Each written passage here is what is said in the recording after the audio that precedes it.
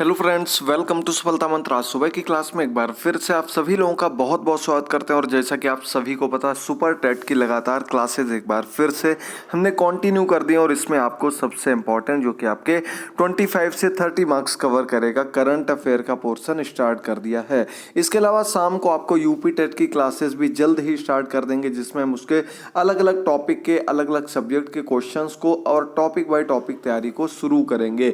आप लोग लगातार हमारे साथ जुड़ करके इन क्लासेस को जरूर देखिएगा। एक एक क्लास को बहुत ही अच्छे ढंग से आपके लिए तैयार किया गया क्वेश्चंस को बिल्कुल ढूंढ कर छांट कर लेकर आते हैं, जो कि आपके एग्जाम में 100% पूछे जा सकते हैं। तो इन सभी क्लासेस को देखिएगा। कल हमने आपको मई 2021 करंट अफेयर का पहला पार्ट दिया था। मई अप्रैल हमने आपको बताया था सबसे इंपॉर्टेंट करंट अफेयर के पोर्शन है, आप लोगों को जरूर पढ़ने हैं। तो मई करंट अफेयर का आज हम लोग सेकेंड पार्ट लेकर आए। एकदम चुनिंदा क्वेश्चन होंगे कि पिछली क्लास का लिंक नीचे दिया गया। पूरी प्लेलिस्ट भी आपके लिए करंट अफेयर की अलग से बनाए दे रहे हैं। उन सभी क्लासेस को देखते रहिए, चैनल को सब्सक्राइब करिए, बेल आइकन को प्रेस करिए और क्लासेस को अधिक से अधिक शेयर करते रहिए।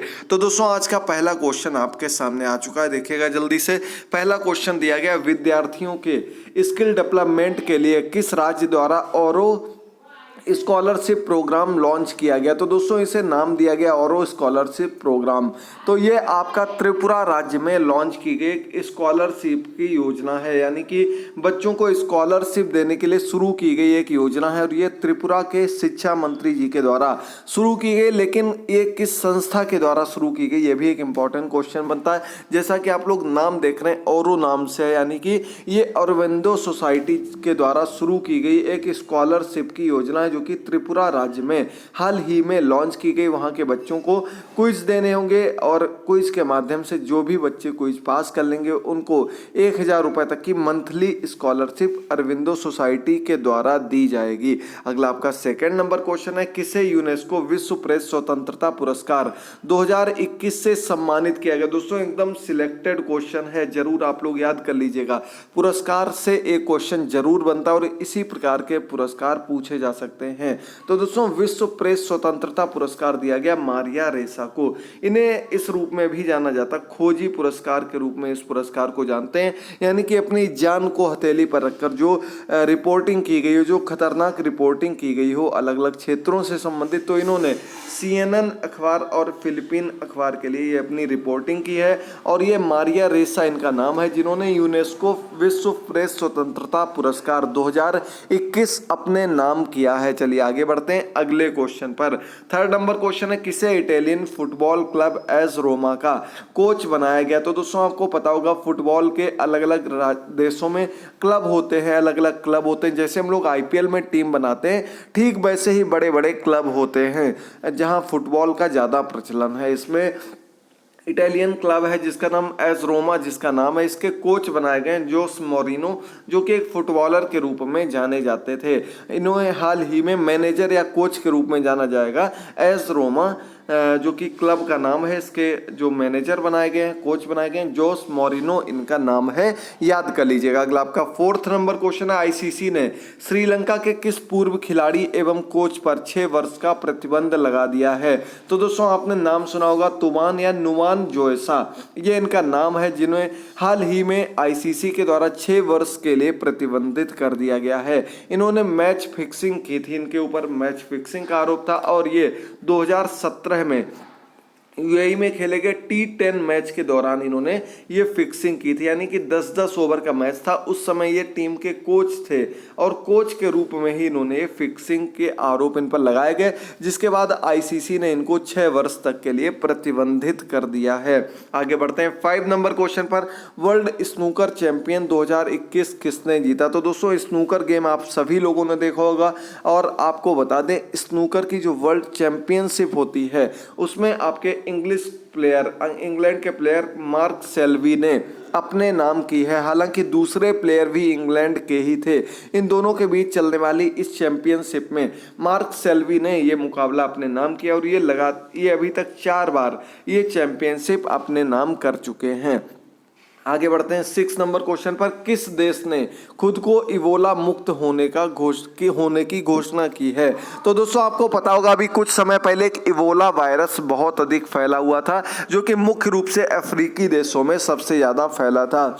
तो इबोला वायरस से मुक्त लगभग ज्यादातर देश हो गए थे। उन्हीं में एक देश और जुड़ गया जिसका नाम है कांगो गणराज्य। कांगो गणराज्य ने अपने आप को इबोला मुक्त घोषित कर दिया है। मध्य अफ्रीका के बीच आने वाला एक छोटा सा देश है, हालांकि ज्यादा संपन्न नहीं है, लेकिन इसने अपने आप को हाल ही में इबोला मुक्त घोषित कर दिया है। अगला आपका 7 नंबर क्वेश्चन है। गोल्डमैन सैचेज के द्वारा वित्त वर्ष 2021-22 में भारत की विकास दर कितने प्रतिशत रहने का अनुमान लगाया गया है?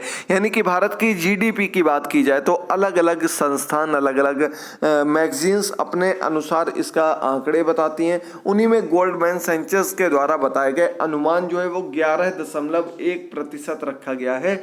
2021-22 के लिए भारत की जीडीपी का जो आंकड़ा बताया गया, अनुमान बताया गया, वो 11.1% रखा गया है। आगे बढ़ते हैं अगले क्वेश्चन पर।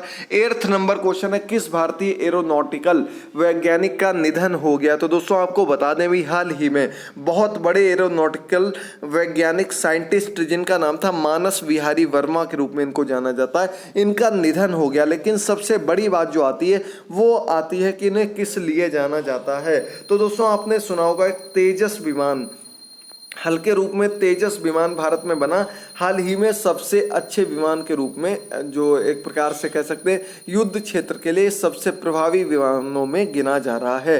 तो तेजस विमान की जो नींव रखी थी, जो तैयार करने में सबसे अहम भूमिका थी, वो मानस विहारी जी की थी, जिनका हाल ही में निधन हो गया। तो याद रखिएगा तेजस के लिए किसको जाना जाता? मानस विहारी को जाना जाता है। आगे बढ़ते हैं अगले क्वेश्चन पर। पश्चिम बंगाल राज्य का मुख्यमंत्री पद पर किसने फिर से शपथ ली? तो दोस्तों आपको बता दें अभी हाल ही में वेस्ट बंगाल में चुनाव हुए थे, जिसमें एक बार फिर से टीएमसी तृणमूल कांग्रेस ने जीत हासिल की है और एक बार फिर से वहाँ की सीएम जो बनी है वो ममता बनर्जी बनी है। इसके पहले भी 2 बार से वहाँ की सीएम बनी है और एक बार फिर से इन्होंने ये अपने नाम सीएम पद कर लिया है, ममता बनर्जी, जो कि टीएमसी से है। टीएमसी इनकी पार्टी है, तृणमूल कांग्रेस के रूप में जाना जाता है।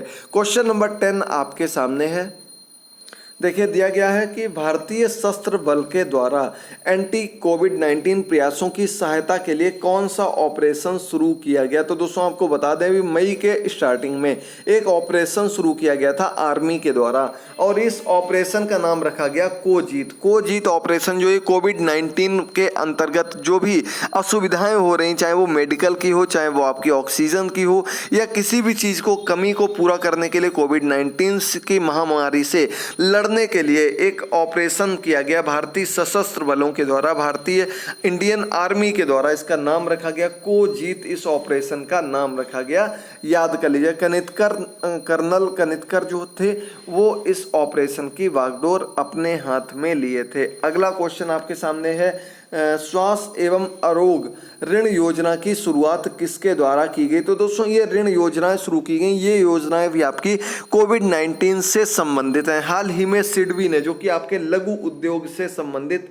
एक बैंक के रूप में जानी जाती है, सिडबी संस्था के रूप में हम इसको जानते हैं, इसने हाल ही में स्वास्थ्य और आरोग्य नामक 2 योजनाएं शुरू की हैं। ये योजनाएं ऋण लेने की योजनाएं, जिसमें पहली योजना जो है ये कोविड-19 के कारण जो मेडिकल डिसेबिलिटी हुई, यानी कि जो मेडिकल के क्षेत्र में चीज़ों की कमी पड़ी है, उनको पूरा करने के लिए ये लोन शुरू किया गया। इसके अलावा दूसरा आरोग्य लोन जो है ये कोविड-19 के बाद फिर से उभरने के लिए, अपने कार्य को आगे बढ़ाने के लिए, अपने उद्योग को आगे बढ़ाने के लिए लोन के लिए योजना शुरू की गई है। दोनों के नाम आपको याद रखने। 12 नंबर क्वेश्चन है। कौन सी सीमा सड़क संगठन में पहली बार महिला कमांडिंग अधिकारी बनी है? कौन इनमें से कौन है जो सीमा सड़क संगठन, यानी कि ये आपका जो बॉर्डर पर रोड बनाए जाते हैं उसका पूरा संगठन है, इसमें पहली बार महिला कमांडिंग ऑफिसर बनाएंगे। इनका नाम है वैशाली एस हिबासे।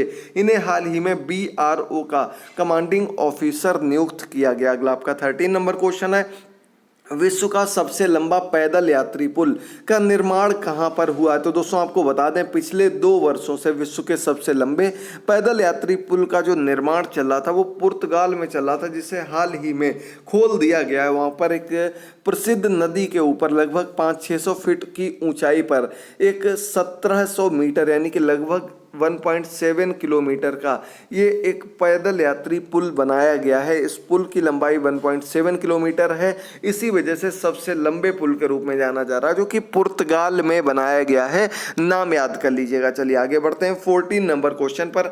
जनजातीय विकास के लिए टेरिफेड ने किसके साथ समझौता किया है? तो दोस्तों टेरिफेड संस्था जो कि जनजाति जो छोटी छोटी जनजातियां हैं उनके विकास को लेकर कार्य करती है, और इसने द लिंक फंड के साथ हाल ही में समझौता किया है। लिंक फंड संस्था है, इन दोनों ने जनजातीय लोगों के लिए, जो आपके छोटी छोटी जनजातियां हैं उनको विकसित करने के लिए, उनके विकास के लिए, उनको जो डेली यूजेस की चीजें वो सभी पहुंचाने के लिए ये समझौता किया है।